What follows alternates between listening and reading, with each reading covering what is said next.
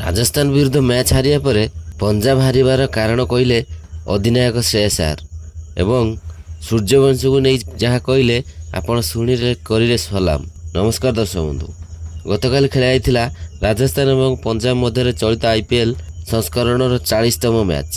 ଏହି ମ୍ୟାଚ୍ରେ ଏପର୍ଯ୍ୟନ୍ତ ଅପରାଜୟ ରହିଥିବା ପଞ୍ଜାବ କିଙ୍ଗସ୍ ଦଳକୁ ରାଜସ୍ଥାନ ବିରୁଦ୍ଧରେ ପରାଜିତ ହେବାକୁ ପଡ଼ିଛି। ପ୍ରଥମେ ଟସ୍ ହାରି ବ୍ୟାଟିଂ କରିଥିବା ପଞ୍ଜାବ ସମ୍ପୂର୍ଣ୍ଣ 20 ଓଭରରେ 222 ରନ୍ର ଏକ ବୃହତ୍ ଲକ୍ଷ୍ୟ ରଖିବା ସତ୍ତ୍ୱେ ମଧ୍ୟ ରାଜସ୍ଥାନ ରୟାଲ୍ସ ଏହି ଲକ୍ଷ୍ୟକୁ ସଫଳ ଭାବରେ ପିଛା କରିଥିଲା। ପ୍ରଥମେ ବ୍ୟାଟିଂ କରି ପଞ୍ଜାବ ଚମତ୍କାର ବ୍ୟାଟିଂ କରିଥିଲା। ଦଳ ପକ୍ଷରୁ ସର୍ବାଧିକ ରନ୍ ମାର୍କସ୍ ଷ୍ଟୋଇନିସ୍ କରିଥିଲେ। ସେ ମାତ୍ର 22ଟି ବଲ୍ ଖେଳି 62 ରନ୍ର ଏକ ଅର୍ଦ୍ଧଶତକୀୟ ପାଳି ଖେଳିଥିଲେ। ଅନ୍ୟମାନଙ୍କ ମଧ୍ୟରେ ପ୍ରଭ୍ ସିମରନ୍ 44ଟି ବଲ୍ ଖେଳି 59, ପ୍ରିୟାଂଶ ଆରିଆ 11ଟି ବଲ୍ ଖେଳି 29, କୁପର କନୋଲି 14ଟି ବଲ୍ରେ 30, ଶ୍ରେୟସ ଆୟାର 27ଟି ବଲ୍ ଖେଳି 30 ଏବଂ ସେଟ୍ଗେଟ୍ 2ଟି ବଲ୍ ଖେଳି 3 ରନ୍ କରିଥିଲେ। ରାଜସ୍ଥାନ ପକ୍ଷରୁ ୟଶରାଜ ପୁନିଆ ସର୍ବାଧିକ 2ଟି ୱିକେଟ୍ ନେଇଥିବା ବେଳେ ଜୋଫ୍ରା ଆର୍ଚର ଏବଂ ନାନ୍ଦ୍ରେ ବର୍ଗର ଗୋଟିଏ ଲେଖାଏଁ ୱିକେଟ୍ ହାତେଇଥିଲେ। ଜବାବରେ ରାଜସ୍ଥାନ ମଧ୍ୟ ଧୂଆଁଧାର ଆରମ୍ଭ କରିଥିଲା।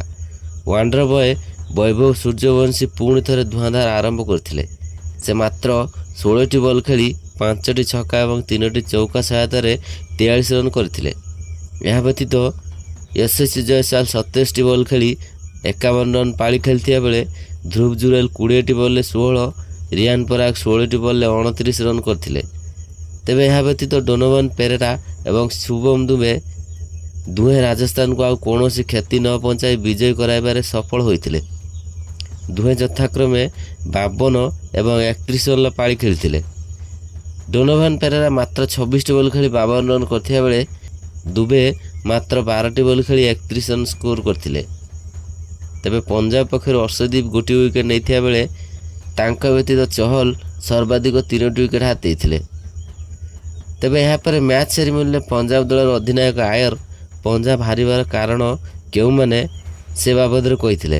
ତେବେ ଆୟର ମ୍ୟାଚ୍ ସେରିମନି ପରେ ସାମ୍ବାଦିକ ସମ୍ମିଳନୀରେ ବିସ୍ତାର ଭାବେ ଏହିସବୁ କାରଣ ବାବଦରେ କ'ଣ କହିଥିଲେ ତାହା ଜଣାଇବ ଏହି ଭିଡ଼ିଓରେ। କିନ୍ତୁ ଏହା ପୂର୍ବରୁ ଯଦି ଆପଣ ଶ୍ରେୟସ ଆୟାରଙ୍କର ଜଣେ ସଚ୍ଚା ପ୍ରଶଂସକ ତାହେଲେ ଦୟାକରି ଭିଡ଼ିଓକୁ ଲାଇକ୍ କରିଦିଅନ୍ତୁ ଏବଂ ଆୟାରଙ୍କୁ ଭାରତୀୟ ଦଳରେ ସ୍ଥାନ ମିଳିବା ଉଚିତ କି ନୁହଁ ନିଜର ମୂଲ୍ୟବାନ ମତାମତ ଦୟାକରି କମେଣ୍ଟ କରି ଜଣାନ୍ତୁ।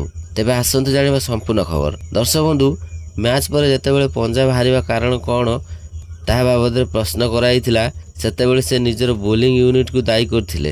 ସେ କହିଥିଲେ, ଆଜି ଆମର ବୋଲିଂ ଭଲ ହୋଇନଥିଲା। ଆମର 3 ପ୍ରମୁଖ ବୋଲର ଅର୍ଶଦୀପ, ଫର୍ଗୁସନ୍ ଏବଂ ମାର୍କୟାନ୍ସନ୍ ବହୁତ ରନ୍ ବ୍ୟୟ କରିଥିଲେ। ଏହି 3 ଜଣ ଆନ୍ତର୍ଜାତୀୟ ବୋଲର ହୋଇଥିବା ସତ୍ତ୍ୱେ ମଧ୍ୟ ବୋଲିଂ ସେତେ ଭଲ କରିନଥିଲେ। ଅର୍ଶଦୀପ ସିଂ ଗୋଟିଏ ୱିକେଟ୍ ନେଇଥିଲେ ସତ, ହେଲେ 4 ଓଭରରେ 68 ରନ୍ ବ୍ୟୟ କରିବା ମୋତେ ଭଲ ଲାଗିନଥିଲା। ଭାରତ ପାଇଁ ତୁମେ ଓପନିଂ କରୁଛ, ଆମ ଦଳ ପାଇଁ ତୁମେ ଜଣେ ପ୍ରମୁଖ ବୋଲର। ଜଣେ ପ୍ରମୁଖ ବୋଲରଙ୍କ ଠାରୁ ଏଭଳି କେବେ ଆଶା କରିବା ଠିକ୍ ନୁହଁ। କମ୍ ସେ କମ୍ ମ୍ୟାଚ୍କୁ ଫେରିବାର ସୁଯୋଗ ସୃଷ୍ଟି କରିବା ଭଳି ବୋଲିଂ କରିନଥିଲେ ଅର୍ଶଦୀପ ସିଂ। ତେବେ ଆଗାମୀ ମ୍ୟାଚ୍ରେ ଏଭଳି ବୋଲିଂ ନ କରିବା ପାଇଁ ସେ ଅର୍ଶଦୀପଙ୍କୁ କହିବେ ବୋଲି କହିଥିଲେ।